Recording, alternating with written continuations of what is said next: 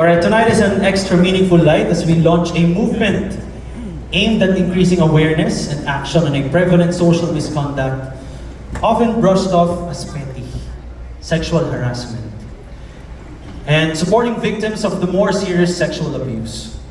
We are here not to give solution to every act of crime committed in our industry or in other fields, but we do offer an alternative refuge for those who are undergoing mental and psychological struggles because of sexual harassment and abuse in their workplace.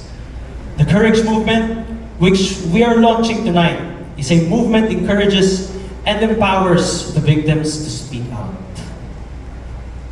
Alisin o bawasan man lang natin ang stigma na kaakibat ng mga gantong sitwasyon na ang pagsasalita at paglabas patungkol dito ay lilikha lamang ng isang malaking iskandalo sa pamilya at madadamay lamang ang buong angkan ng biktima.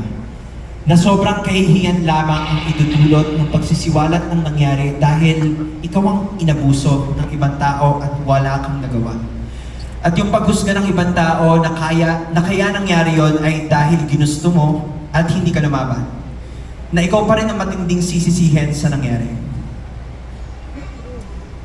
And guys, we have a very special na bisita ngayon para magsalita din. Please welcome Mr. Sandro Marcos. Sandro Mula. I'm so sorry. I'm so sorry. Sandro Mula. I'm so sorry. Sabi ko nga practice lang boss, practice lang. Alright Sandro, it's your turn. Lolo, this concert is all about courage, di ba? Kaya, so, parang yung courage is like having a superpower. Yun yung nagbibigay sa'yo ng lakas na loob para magawa yung tamang gawin. And I think yung courage is important sa lahat ng bagay kasi yun yung magpapagtanggol sa sarili mo. And I hope lahat ng mga biktima magkaroon kayo ng courage. Mahirap, pero andyan yung family. Andyan yung family ko. Thank you sa papa ko na sinuportahan ako all the time. At ng fans ko. And yeah, kay Kuya Gerald, kay Kuya Enzo, maraming salamat sa pagsuporta sa akin. Napakahirap. And thank you dahil nandiyan kayo sa likod ko. Lalo na sa PAVE Philippines. Also PAVE Philippines, kay thank you Miss for the Phoebe, support. kay Miss Phoebe Factuso, maraming salamat sa iyo kasi kayo yung nagbigay sa akin ng lakas magsalita. And all, ayun po, thank you. Thank you for, Sandro, for paving the way, kasi nung lumabas ka, yun, kaya ako nagkaroon din ng lakas ng loob. Kaya actually, ako yung nakakuha ng lakas ng loob sa'yo. Kaya palakpakan naman natin si Mr. Sandro. Eh, Kirby, bibigay pala kami sa'yo. At dahil Mulak in sa Imada. Mulak in sa Imada, maraming salamat. By the way, nandito si Mr. Nino Mulak! Ladies and gentlemen, ayan. And the family. Ayan.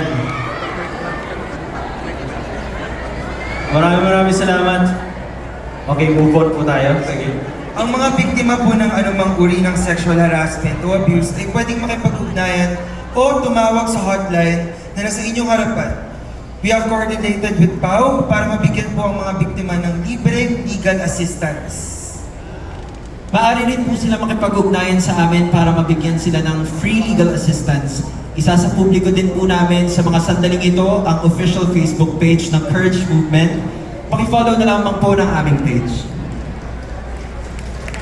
At para din po sumailalim sila sa counseling at support therapy, nakipag-partner po ang Courage Movement sa PAVE o Promoting Awareness and Victims Empowerment. Ang mga biktima ng mga ganitong pang-abuso ay maaaring mag-join sa kanilang support group kung saan ang mga biktima ay makakakuha ng lakas sa isa't isa sa pamamagitan ng regular na fellowship, sharing, at giving. Yes, hindi po madali ang lumantad kung ikaw ay isang biktima ng ganitong uri ng abuso o krimen. Ang totoo po ay napakahirap po, sobra. Pero mas magiging magaan po ito para sa mga biktima kung tayo ay sama-sama at nagkakaisa. Together Let us strengthen our force through the courage movement. Let us empower the victims. Alright, thank you Sandro. Thank you Enzo. Maraming salamat. Thank you so much. Guys, palakpakan naman natin sila. Thank you so much. Alright, and kanina ulit kay Hazel. Thank you so much.